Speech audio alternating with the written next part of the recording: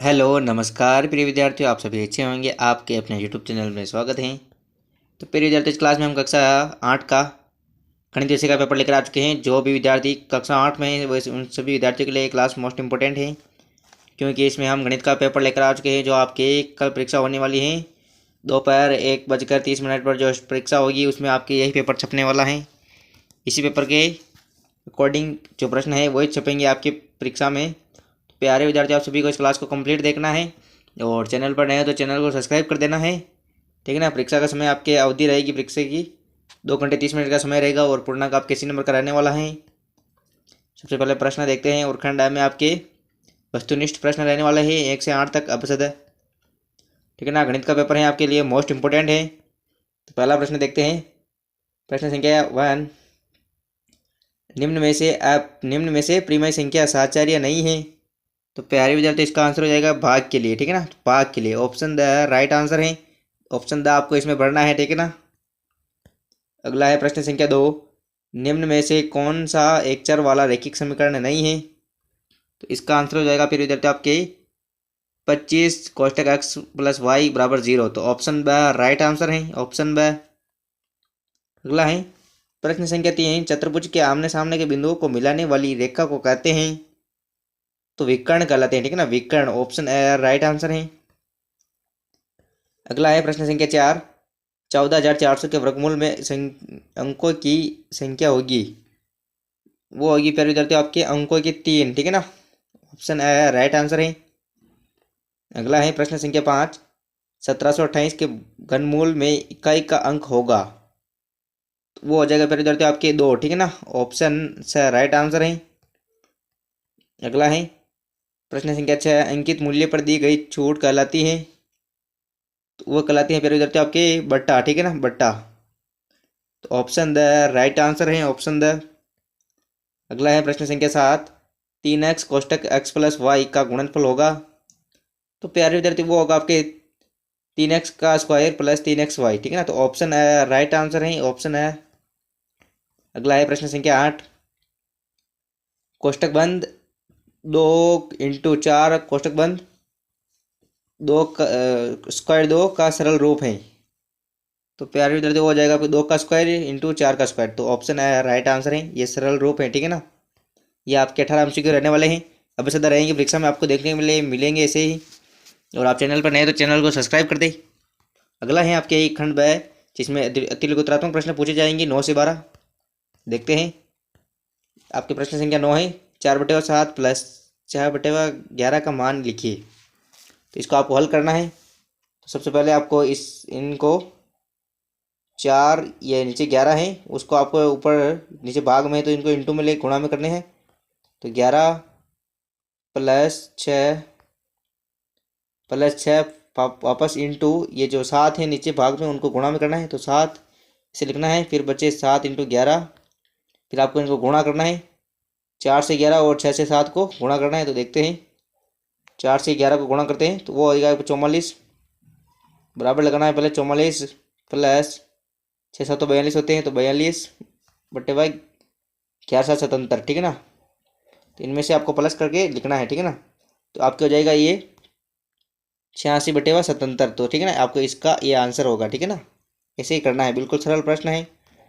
अगला है प्रश्न संख्या 10, 5x + 10 = 14 + 3x का समीकरण को हल कीजिए। इस समीकरण को हल करना है। करते हैं। प्यारे विद्यार्थी, आपको सबसे पहले ये जो समीकरण दी है उसको आपको ऐसे लिखना है। 5x - 3x = 14 - 10। ठीक है ना।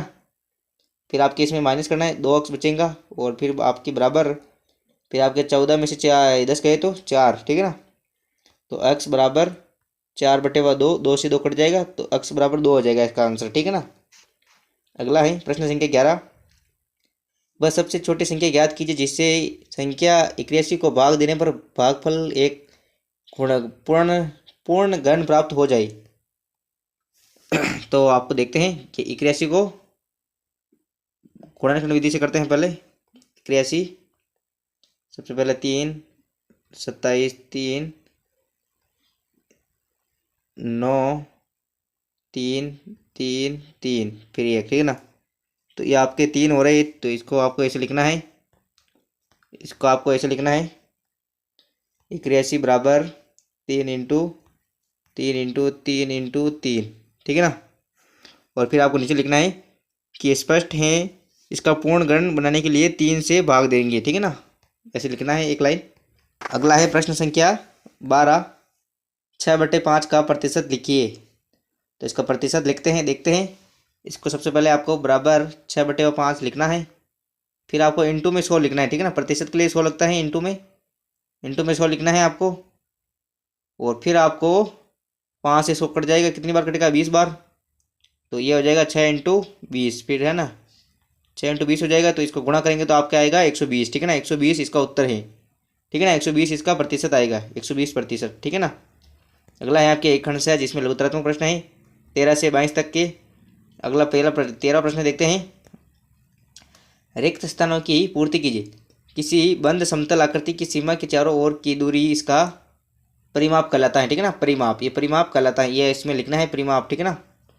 अगला है आयत का क्षेत्रफल बराबर लंबाई इंटू ये आपकी होती है चौड़ाई होती है, ठीक है ना, चौड़ाई।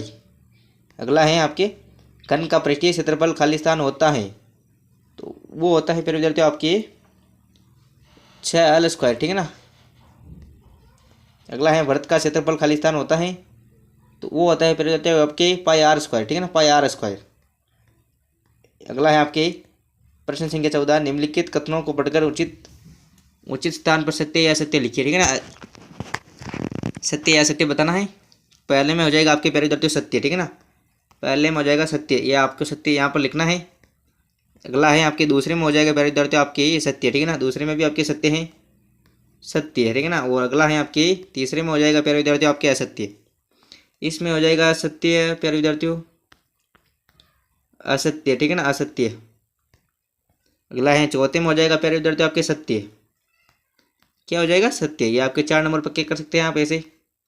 अगला है प्रश्न संख्या 15, स्तंभ अ का स्तंभ ब से मिलान कीजिए। तो मिलान करना है आपको। एक सिक्के को उछालने पर चित्त आने की प्रायिकता तो वो होती है आपकी 1/2, ठीक है ना। एक पासे को उछालने पर अंक 4 आने की प्रायिकता तो वो है आपके 1/6, ठीक है ना। पासे में कुल 6 अंक होते हैं, तो 1/6 हो जाएगा, ठीक है ना। निश्चित घटना की प्रायिकता वो होती है आप ये 1, ठीक है ना। हमेशा निश्चित घटना की प्रायिकता 1 होती है, ठीक है ना। अगला है असंभव घटना की प्रायिकता होती है 0, ठीक है ना। तो इस तरह आपको मिलान करना है इसका। अगला है आपके प्रश्न संख्या 16, निम्नलिखित के मान ज्ञात कीजिए। तो मान ज्ञात करना है। तो पहले का देखते हैं, 16वें के पहला प्रश्न देखते हैं। तो आपको सबसे पहले इसमें प्रश्न को ऐसे करना है, इसको लिखना है सबसे पहले, और फिर आपको नीचे करना है ऐसे, इसको कोष्टक a+b कोष्टक बंद a-b, फिर कोष्टक, फिर बराबर, फिर आपको लिखना है a-b कोष्टक बंद और बराबर a+b, ठीक है ना। इसको ऐसे लिखना है, इसका आंसर यही है। अगला है 2x + 3y minus 3x + 2y। तो इसको आपको ऐसे हल करना है, तो -x + y, ठीक है ना, इसका ये उत्तर है, ऐसे लिखना है बिल्कुल आपको, ऐसे करने हैं इन सब प्रश्नों को। अगला है अभाज्य गुणनखंड विधि से 1764 का वर्गमूल ज्ञात कीजिए। तो वर्गमूल ज्ञात करना है प्यारे विद्यार्थियों, तो आप इसको कर सकते हैं, बिल्कुल सिंपल प्रश्न है, ठीक है ना। आप गुणनखंड विधि से कर सकते हैं। तो 1764, तो आप इसको भाग देना है, 2 का जाएगा सबसे पहले आपके, तो 882 हो जाएगा, 882, फिर वापस 2 का जाएगा इसमें, तो आपके 2 × 8, 2 × 8 और आपके बचेगा 1, ठीक है ना। तो फिर अब 2 का नहीं जाएगा, 3 का दे सकते हैं, 3 का देंगे, तो आपको पूरा भाग करके देखना है। तो सबसे फिर आपको इसको ऐसे लिखना है 1764 बराबर 2 × 3 × 7 × 7, ठीक है ना। तो फिर इनको 2 का जोड़ा बनाना है, 2 का, फिर 2 का जोड़ा बनाकर आपको 2 × 3 × 7 इनको गुणा करना है, और फिर आपके ये आएगा 42, ठीक है ना। 42 आएगा, इसका वर्गमूल आएगा 42, ठीक है ना। इसका आंसर है ANS आंसर, ठीक है ना। अगला है प्यारे विद्यार्थी आपका 18वां प्रश्न है, ये मोस्ट इंपोर्टेंट प्रश्न है, आप इसको कॉपी में कॉपी में लिखकर इसकी तैयारी इसको मजबूत कर लो, आपके 4 नंबर पक्के हो जाएंगे। 19वां और 20वां प्रश्न देख लीजिए आप अच्छे से, इनको आप कॉपी में अच्छे से प्रैक्टिस करें इन प्रश्नों की। ये आपके प्रश्न है, मोस्ट इंपोर्टेंट प्रश्न है, कल आपकी परीक्षा में देखने के लिए मिलेंगे यही प्रश्न। खंड 10 में आपके निबंधात्मक प्रश्न रहने वाले हैं, मोस्ट इंपोर्टेंट प्रश्न है प्यारे विद्यार्थियों। इन प्रश्नों को देख लीजिए आप अच्छे से, प्रश्न देख लीजिए, ये प्रश्न छपने वाले हैं आपकी परीक्षा में, ठीक है ना। और अगला 24वां प्रश्न है, आकृति में कोण पी तथा कोण एस की माप ज्ञात कीजिए, ठीक है ना। अच्छे से मोस्ट इंपोर्टेंट प्रश्न है, देख लीजिए आप इनको। और अगला आपका 25वां प्रश्न है जो आलेख वाला है, ठीक है ना। आपको इस आलेख की अच्छे से प्रैक्टिस करनी है। और आई होप आपको वीडियो अच्छा लगा होगा। वीडियो अच्छा लगा तो वीडियो को लाइक कर दे, और चैनल पर नए तो चैनल को सब्सक्राइब कर दे। और मिलते हैं अगली नेक्स्ट क्लास में, तब तक के लिए जय हिंद प्यारे विद्यार्थियों। सभी चैनल को सब्सक्राइब कर दे।